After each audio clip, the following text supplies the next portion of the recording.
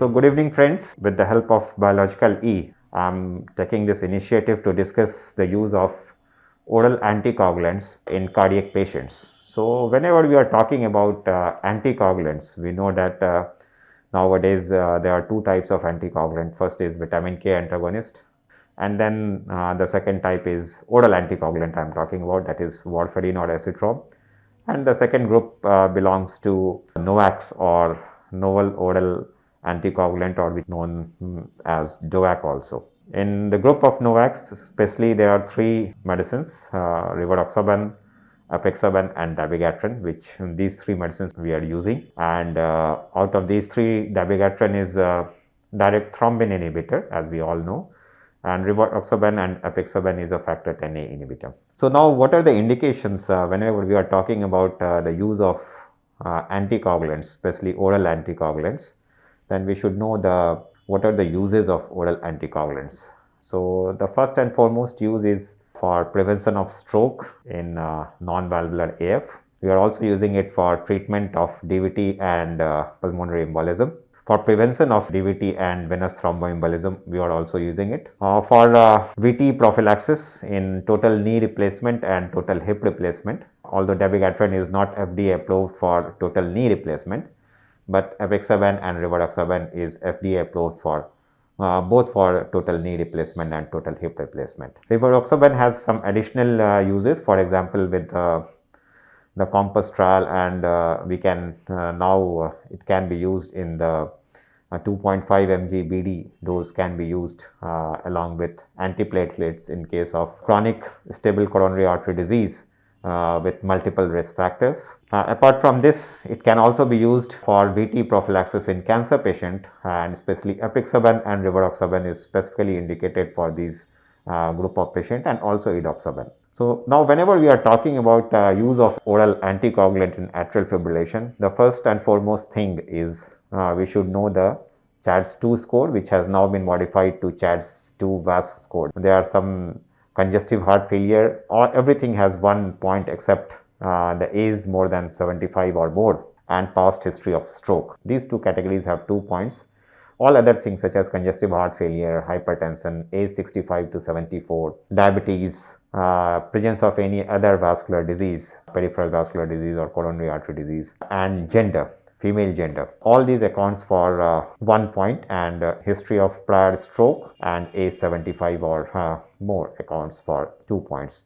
So whenever the point is more than 2 in case of male, 3 or more in case of female, then it is absolutely indicated to use oral anticoagulants. And now whenever we are talking about the use of oral anticoagulant, then one should also be vigilant to look for the bleeding complication, which is calculated by the online score which is available, HAS bled score. So now when you have decided to initiate oral anticoagulant, then the next question is that what type of oral anticoagulant? Whether we should go for a warfarin or acetrom, or we should go for a NOACs. Apart from some specific conditions such as moderate to severe mitral stenosis, recently operated TAVR, that is aortic valve replacement, and case of mechanical prosthetic heart valve. In all other conditions, NOAC can be used. This is one very important thing. And one more clinical indication is the creatinine clearance. If it is less than 15, then NOAC should not be used. In those conditions, warfarin or acetrom should be used, and we have to maintain a target INR of 2 to 3 patients with atrial fibrillation, and if the patient has undergone mitral valve replacement, then the target should be 2.5 to 3.5. So now apart from these group of patients, all other group of AF patients, or for the prophylaxis of VT, patient who had history of pulmonary embolism or DVT, NOAC can be used. So whenever we are using NOAC, now the question is whether dabigatran, rivaroxaban or apixaban, either any of these three can be used, although I prefer to use rivaroxaban and apixaban in most of these patients. Moreover, apixaban and rivaroxaban has some further indications. For example, total knee replacement patient, dabigatran is not approved, although its off-label use is there, but it has not been approved. Moreover, in patients who have undergone PCI, so there are some reports with rivaroxaban and apixaban, but there are no case studies with dabigatran, so I prefer to use rivaroxaban in these patients. So mainly we can use all three of them, personal choice, but in all these trials, all the trials which has used NOAC when it has compared to the warfarin or acetrom, it has been found to be non-inferior, lesser risk of bleeding in these in the NOAC group. So they can be used and they have been found to be better than warfarin or acetrom. Moreover, the basic thing is that the idea to monitor PT-INR and is very cumbersome, and at most of the places the report of PT-INR is also doubtful. So in monitoring proper PT-INR is very important when the patient is taking warfarin, which is bypassed in patients who are using. There is no need to monitor PT-INR in these patients, and that's why use of NOAC has increased. So the simplicity is there. Now the very important question which comes to everyone's mind, means I'm not discussing the whole topic because it's a very big topic, that how can we switch from one NOAC to another, or how can we switch from a patient who is there who is taking acetrom or warfarin, how can we switch from vitamin K antagonist to dabigatran or rivaroxaban or apixaban. So whenever you have to switch from vitamin K antagonist to either of these NOACs, do one thing. Whenever the INR is less than 2, you can start this thing either dabigatran or apixaban or rivaroxaban. So INR monitoring is very important, and before and after monitoring is very important. The guideline says that whenever the INR is less than 2, you start any of these medicines. If it is 2 to 3, 2 to 2.5, you can again start it, but if it is more than 2.5, then you should wait for 1 to 2 days, let the INR come down to less than 2, and then you can start rivaroxaban or apixaban or dabigatran. Then suppose if the patient is on rivaroxaban or apixaban and you have to switch over to any of the other NOAC because patient is not tolerating the medicine, then the guideline says that you should give apixaban or rivaroxaban, means whatever medicine you have to substitute for the initial medicine.